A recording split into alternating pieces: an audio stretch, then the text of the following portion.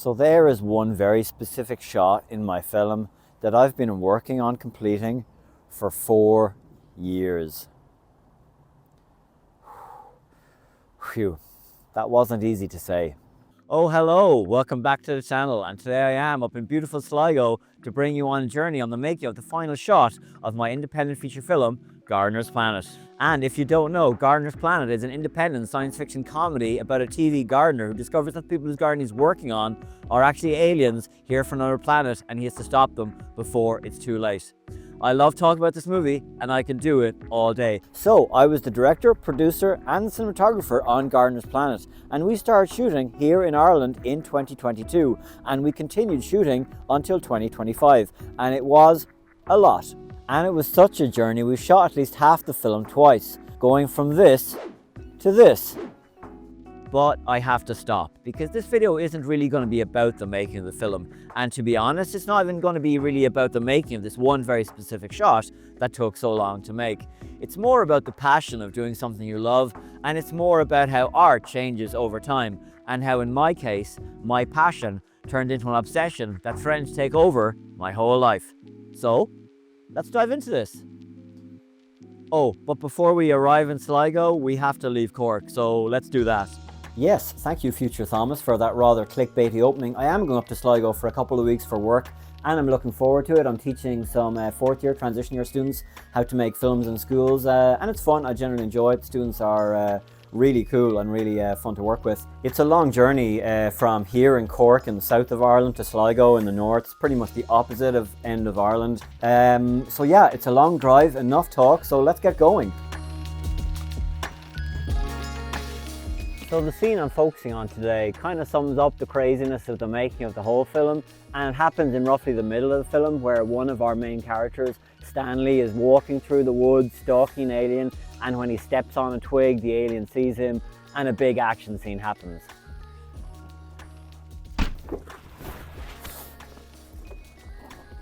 And the character of Stanley was played by the incredible Sean Donegan, who did a fantastic job playing the character, and trusted us not just with his performance, but also trusted us when it probably seemed like we were doing some pretty wild and strange things.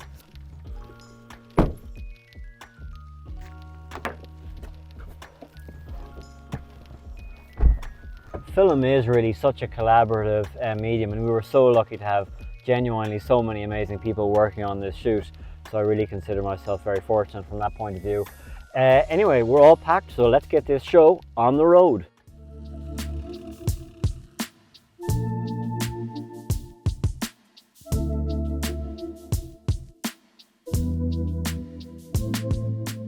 So we did begin shooting in summer 2022 for 4 weeks with real practical aliens. We had masks and hands made up, and I was super excited about this.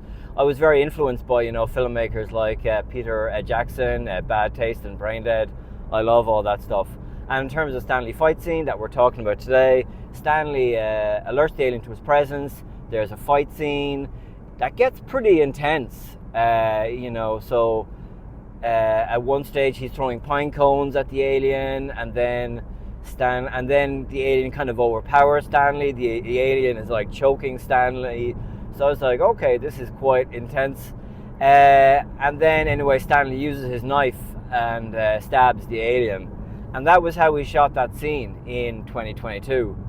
But once we finished shooting in 2022, and I was kind of looking back at the footage, I wasn't too sure. While I got what I asked for, and I got practical aliens, once I was looking back at the footage, I did have second thoughts. And I was looking at the footage and I was thinking, they look great in wide shots, and when the aliens are walking, they look great in the wide shots, and you can imagine with some squelching sounds they would look really cool. But in terms of the close-ups, then they didn't work as well, in my opinion, and they looked like what they were, which was just masks and actors playing them. So once we finished shooting in 2022, I wasn't really sure what I was going to do next.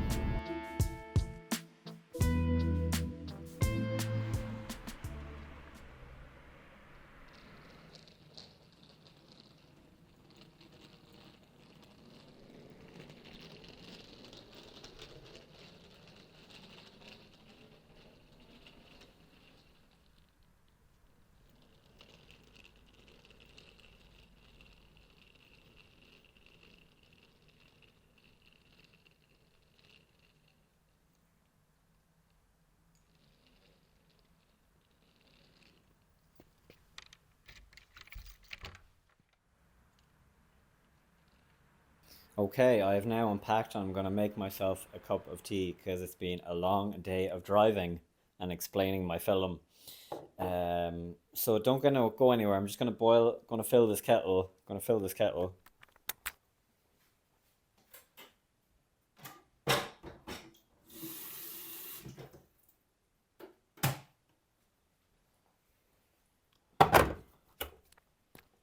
Okay, so while that kettle boils, I don't know. You can just watch the trailer for my movie if you want, the one we're talking about. Okay, you're not gonna miss anything. Don't go anywhere. You're not gonna miss anything. Just check out the trailer.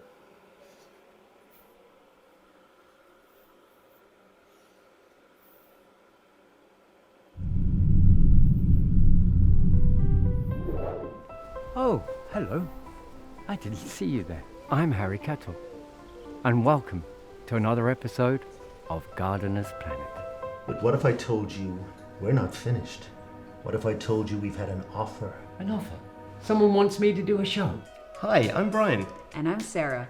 The key to a good garden is how well you look after it. It's just this couple.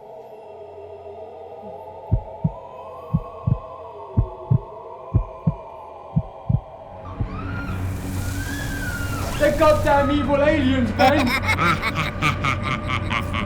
These aliens, they're more like alien plants or weeds, and they're spreading themselves around. Look, we don't even know if they're dead. We have a shovel covered in blood in the prime suspect's car. The garden, Harry. It's a metaphor. A metaphor that says everybody's gonna get their piece. And everything's gonna be okay. Somehow. We're dealing with a sick mind here. Are you getting excited? I know I am. Okay, nice. I hope you enjoyed the trailer.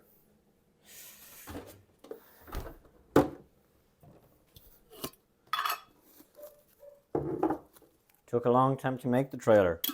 I also made a video about the making of the trailer because I'm obsessed with this movie.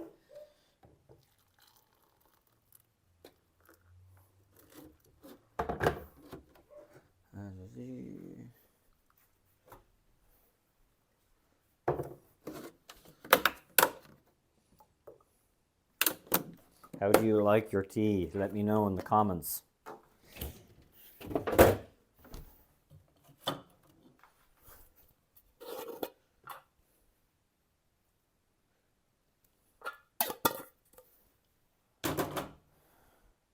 Okay.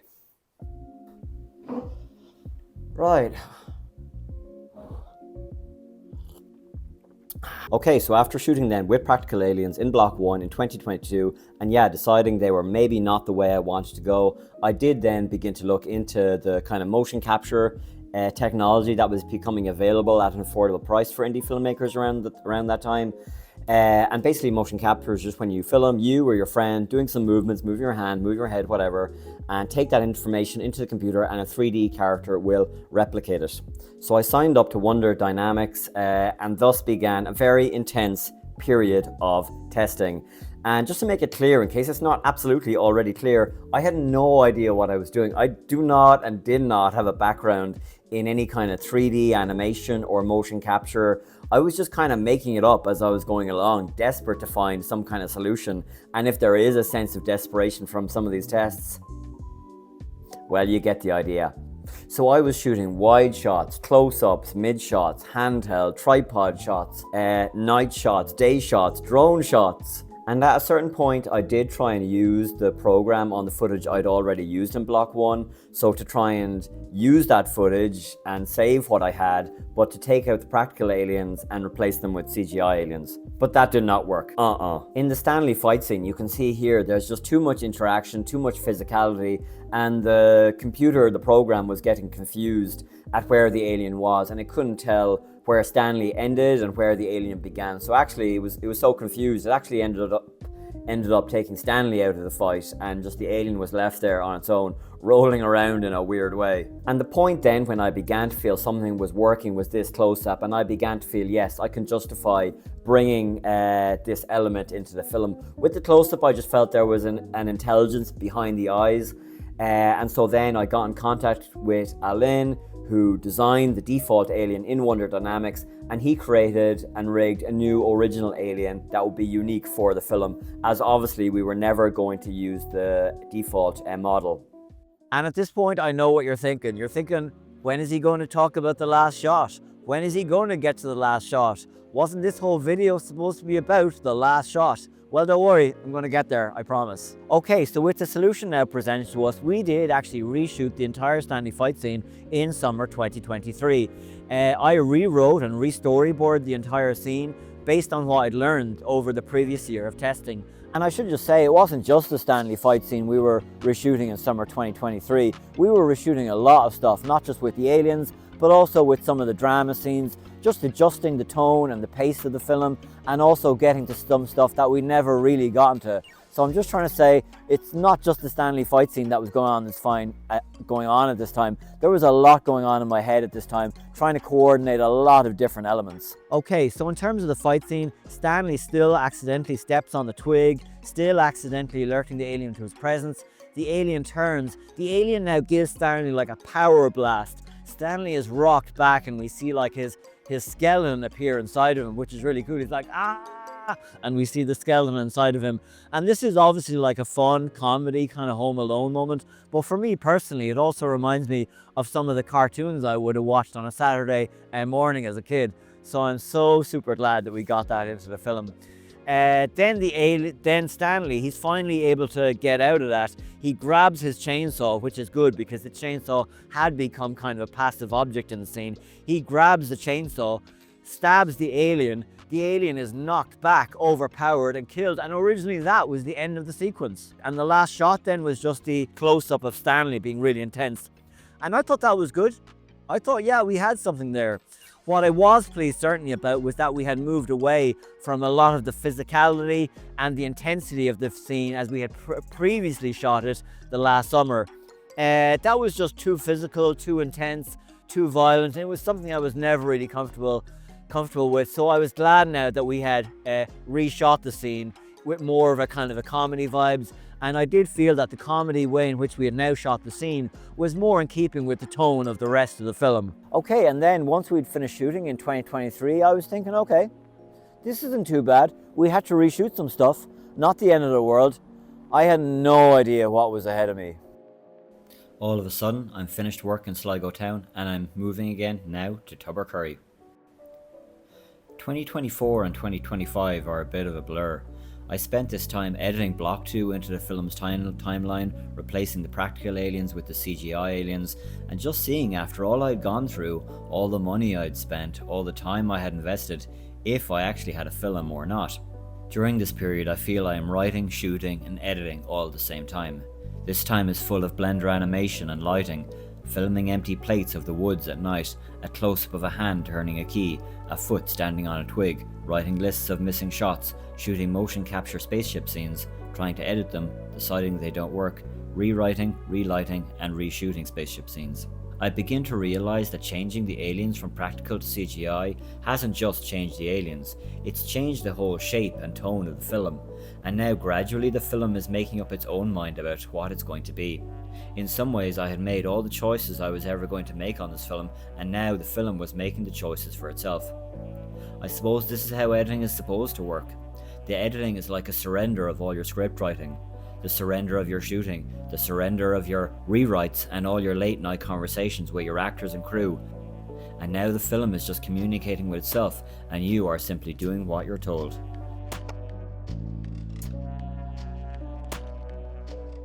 And so we come to it at last, the story of the making of the final shot of my film. So yeah, I was dealing with a lot of material during this time and I was just trying to edit it down into a cohesive and entertaining narrative that would make sense. There's 52 scenes in the film. If you say each scene has an average of 10 shots, that's 520 shots in total. And yeah, each of those shots is important. Each of those shots is interconnected to the shots before and after it, and every scene has a relationship to the scene before and after it. So I was in no rush to try and edit it, and I was taking my time to make it as good as it could be. But yeah, over this period, my Blender skills were improving a huge amount, in my view anyway. And as time went on and I began to think about the Stanley fight scene, I began to wonder, is this really the shot I want to end it on? You know, I have an alien, I have a chainsaw. Isn't there an opportunity here to do something more fun and more kind of wacky with the scene? So what I thought of anyway is, I thought, wouldn't it be cool if the scene didn't end at this shot? Wouldn't it be cool if the scene actually continued and you have the alien with the chainsaw in his head and it's going back, and as the alien is going back with the chainsaw in its head, you have all the blood coming out of the alien's head, and then you've goo going everywhere, and you have goo landing on the lens of the camera, landing on the alien, and the alien is stumbling back in a daze, and then if it just fell out of the camera or fell on the ground, how cool would that be? Isn't that the kind of the film that I always wanted to make? A film that was fun and wacky and outrageous. And you know, those are the moments that you always want to try and find as a filmmaker, you know, where you can take a moment away from the narrative, away from the story, and just go totally crazy for a moment. And that was all well and good, but from a production point of view, how was I going to do this? Obviously, I didn't have Sean anymore. He had gone back home, and we were no longer in Wexford anymore. Now we were back in Cork. But then, obviously, this is the great advantage of the Wonder Dynamics motion capture program, that you don't need your original actors, you don't need hardly anybody, you can do it necessarily on your own. And because the scene was set in the woods, I could find my own woods near my house and shoot it there. So I began to do that basically, and I began to get very excited at the prospect of doing that. So as the rest of the film began to wind down and wrap up, this shot began to take on a life of its own. I'm like an expert in shooting in the woods now, but even for me, I'm starting to reach my limit here. It kind of feels like everyone else in the film is gone and it's just me left, which is true, everyone else is gone. And it's just kind of doing the last few pickups, not even pickups, just like inserts really, and some special effects work that, you know, we did actually do a little bit of in Block 2 at one stage in 2023, but I've more experience on Wonder Dynamics now, so I kind of know more what I need and more how to get it, more what to do and what not to do and what to avoid, etc. God, the light is really beautiful. I'm just looking around here. The light is really, really beautiful. Look at that. Come on, that's amazing right there.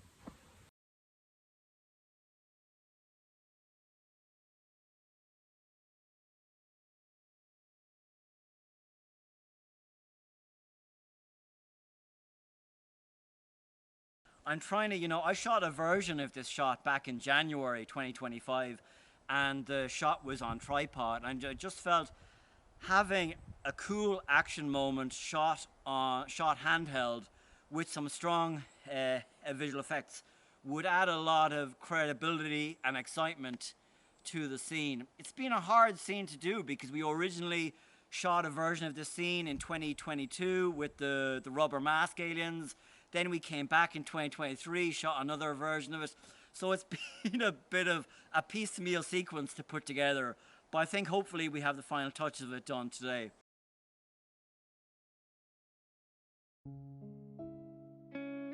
So I began to realize during this time just how much I'd been underestimating what was involved in the making of this shot.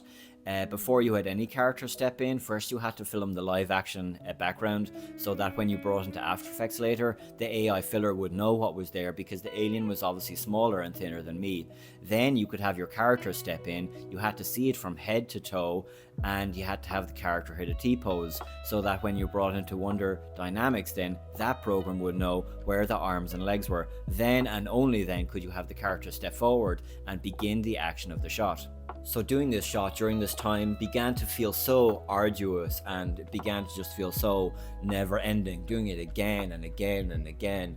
I began to wonder if I would ever get this shot and ever get this film done. You know, we were 4 years into this thing now. Where exactly was the end point coming up? But at the same time, I felt so indebted to the cast and the crew who had done so much to help me that I really wanted to give it everything, not just for them, but also for myself, you know, because if you do something in life, you want to say that you gave it everything, you know, you're not doing this thing for the money or fame. You're doing it because you believe in it, and you want to say during this time I can look back and say I gave it absolutely everything. I believed in what I did, and I finished it with no energy left in the tank. That during this time I gave it absolutely everything that I had, and I held nothing back. And that's how I felt. That's how I still feel. And making a film is such a privilege and such an honor, and I might never be able to get a chance to do it again. So why not now, while I am doing it, give it everything I have.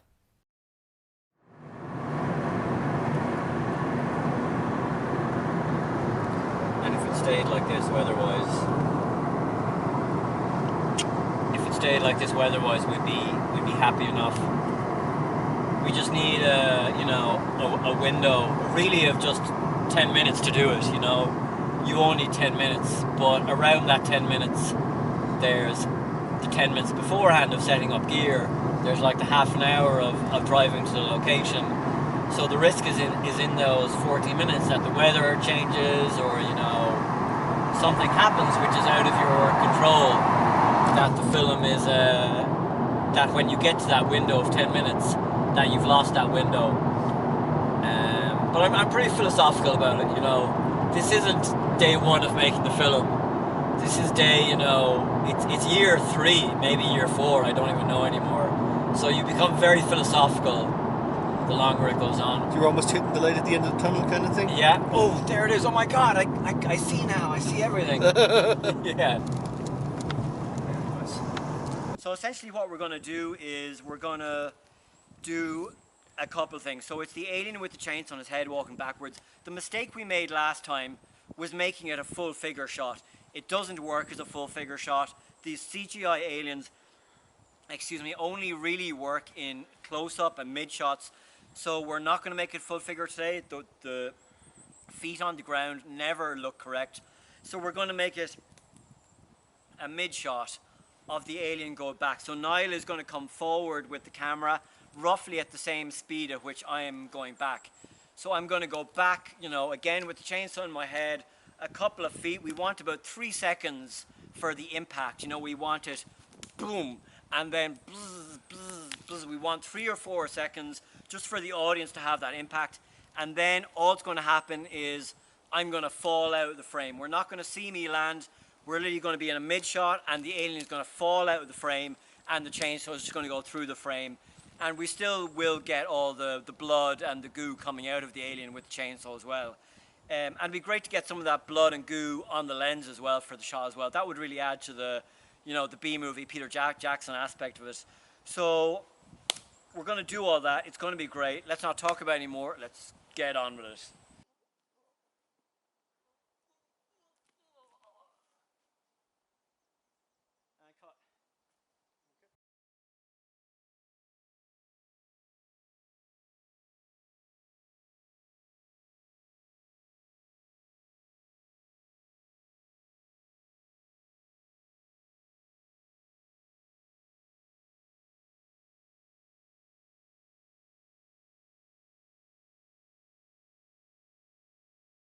It's looking really good now, and I'm glad we moved it from tripod to handheld, because that gives it an extra layer of energy. And now we've gone from tripod wide to handheld wide to handheld mid shot. I believe we've done it now, and I believe it works. So we're just going to cross our fingers that when I bring it into After Effects, when I bring it into Wonder Studios, that this thing will goddamn do what I want it to goddamn do, and let me finish the movie. So that might be a wrap on the last shot. Woo!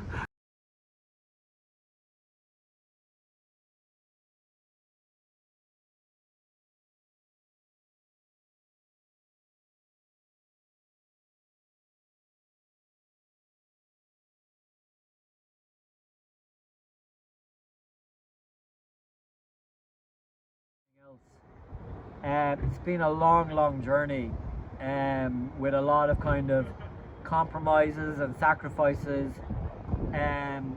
but I'm feeling pretty good. It's been a huge quality control journey. Anyone can take out a camera and point it at something, but to get an image that clarifies what you want to say within the narrative and also get an image that you are proud of and is well composed, it's a huge challenge. And to get 500 of those is almost impossible.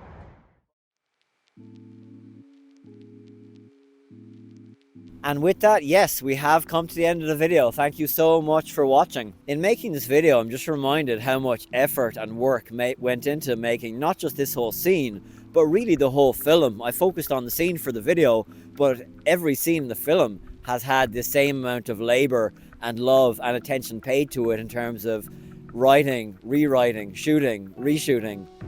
And I just believed, I guess, in 100% what I was doing. I think the root of the problem, the root of the difficulty maybe is a better way of saying it, of what those reshoots and rewriting came from, is just that I was trying to do something which was A, above my skill level, and B, was almost certainly above what I could afford to do financially, and what most independent films are doing financially. But in looking back, yeah, of course, I'm glad I did it, because where my skills are now, where they were in 2022 and where they are now in 2026 in terms of cinematography certainly, and also in terms of blender animation lighting, they're way above what they were, and that is a huge valuable thing that I'm incredibly proud to have now as part of my skill set. And from a financial point of view, I'm glad I pushed myself to that next level. I think filmmakers, you're always trying to like why would you make a film if you're not trying to push yourself to the next level of what you can accomplish? And of course, when you start, you're thinking, no, this is impossible. I'll never be able to do that. But you have to aim to do something better than you think you can do, because as you go through the journey, the vision will always be diluted down from what it is. So you have to aim for above what you want it to do. And I'm so proud of the result. I'm so proud of the film. I am. I don't say that a lot, and I probably put the film down a lot, but I'm so proud of it. I'm so proud of the people who stuck by me on the journey, and the actors in front of the camera and the crew behind it. And I'm excited now to get the film out there after all the work, after all the energy, after all the time spent thinking about it and talking about it and shooting and reshooting it, and you get the idea. Anyway, I'm still up in Sligo. It's absolutely beautiful up here. So thank you so much for watching the video. If you found any of this entertaining, interesting, or educational, then please consider liking and subscribing, and I'll be back with another video very, very soon.